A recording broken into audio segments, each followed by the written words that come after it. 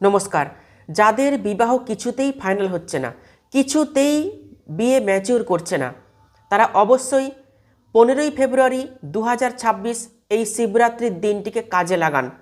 এই দিন রয়েছে শিব চতুর্দশী।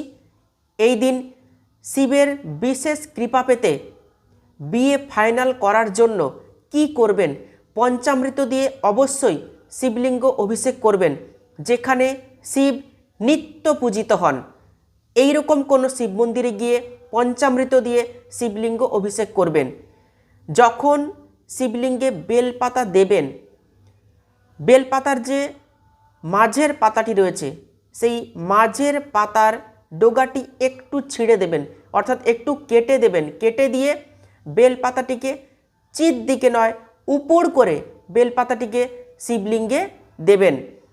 এরপর যে কোনো একটি শৃঙ্গার অথবা আপনার পছন্দ মতো যে কোনো 3টি শৃঙ্গার শিবলিঙ্গে দেবেন, অথবা পুরোহিত মশাইকেও দিয়ে দিতে পারেন।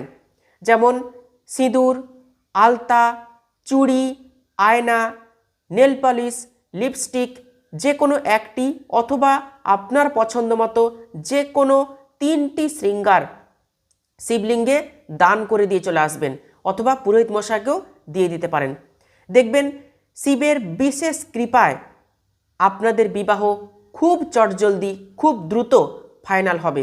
বিশ্বাস নিয়ে কাজটি করুন, অবশ্যই আপনাদের মনস্কামনা পূর্ণ হবে।